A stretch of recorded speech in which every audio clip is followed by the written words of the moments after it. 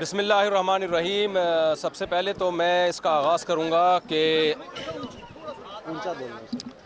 بسم اللہ الرحمن الرحیم۔ سب سے پہلے تو جو ہمارے استاذ حضرت مفتی عبدالرحیم صاحب نے پیغام دیا ہے میں اسی کو ریپیٹ کروں گا۔ دیکھیں، انڈیا اور پاکستان کی عوام کا مسئلہ نہیں ہے۔ انڈیا میں ہندو ہیں، سکھ ہیں، عیسائی ہیں، مسلمز ہیں۔ پاکستان میں بھی ہندو بھی ہیں، سکھ بھی ہیں، میجورٹی مسلمانوں کی ہے، عیسائی بھی ہیں، یہ سب ایک جان ہے۔ ہم جب دوسرے ملکوں میں جاتے ہیں تو میں نے دیکھا ہے کہ ایک ہی پلیٹ میں بیٹھ کے کھا رہے ہوتے ہیں، پاکستانی بھی اور انڈین بھی۔ کوئی فرق نہیں ہے انڈین پاکستانیوں میں، کلچر سیم ہے، زبان سیم ہے۔ وہ اس اردو کو وہ ہندی کہہ دیتے ہیں اور ہم ہندی کو اردو کہہ دیتے ہیں، تو کوئی فرق نہیں ہے۔ نہ انڈیا سے ہماری دشمنی ہے، نہ انڈیا کی پاکستان سے دشمنی ہے۔ یہ ایک گورنمنٹ ہے مودی، جس نے دماغ خراب کیا ہوا ہے، جس کا اپنی کھوپڑی آؤٹ ہوئی ہوئی ہے اور ساری دنیا کو وہ بدامنی میں ڈال رہا ہے۔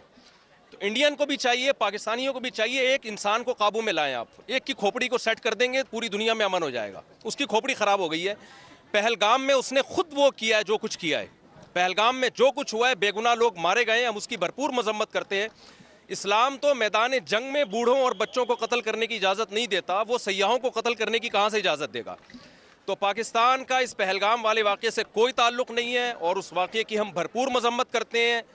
اور جو ظلم پہلگام میں لوگوں پر ہوا، انڈین پر ہوا، ہم اس میں انڈیا کے ساتھ ہیں، انڈیا والوں کے ساتھ ہیں۔ تو ایک آدمی کی کھوپڑی خراب ہوئی ہوئی ہے، سب کو مل کے اس کی کھوپڑی کو ٹھیک کرنے کی ضرورت ہے۔ جنگ کی دھمکیاں دے رہا ہے وہ، میں یوں کر دوں گا، میں یوں کر دوں گا، جھوٹا الزام ہمارے اوپر ڈال دیا، ثبوت بھی دیے۔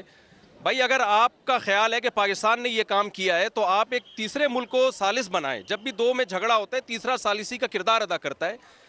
پاکستان ثبوت پیش کرنے کے لیے تیار ہے۔ تو پہلا تو میں یہ پیغام دوں گا کہ مسئلہ انڈیا پاکستان کا یا وہاں کی عوام کا نہیں ہے، مسئلہ ایک مودی حکومت کا ہے جس کا دماغ خراب ہو گیا ہے۔ تو اب چونکہ وہ جنگ کی دھمکیاں دے رہا ہے تو ہماری اخلاقی دینی ذمہ داری ہے کہ ہم اگر یہ جنگ چھڑ جاتی ہے تو ہم اپنی فوج کے ساتھ ہیں۔ میں کراچی سے سفر کر کے آیا ہوں اور صرف بڑا مقصد ہمارا یہی تھا کہ جو ہے ہم جائیں واگا بارڈر پہ اور وہاں جا کے ہم دنیا کو یہ پیغام دیں کہ ہم سب الحمدللہ اس موقع پہ تمام سیاسی اختلافات بھلا کے اگر جنگ چھڑ جاتی ہے تو ہم فوج کے ساتھ ہیں۔ اور ہمارے نبی صلی اللہ علیہ وسلم کی یہ تعلیمات ہیں، صحیح حدیث ہے، لا تتمنوا لقاء العدو فاذا لقيتم فاصبروا واعلموا ان الجنة تحت ظلال السيوف۔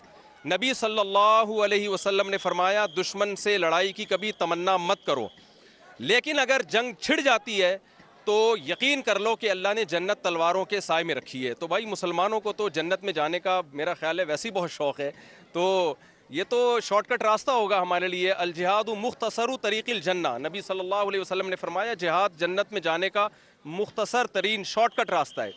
تو ہم جنگ کی تمنا نہیں رکھتے، لیکن اگر مودی کو شوق ہے لڑنے کا تو آزما لے، تو انشاءاللہ ہم پورا ملک ہمارا فوج کے ساتھ ہے اور منہ توڑ جواب دیں گے انشاءاللہ۔ جزاک اللہ۔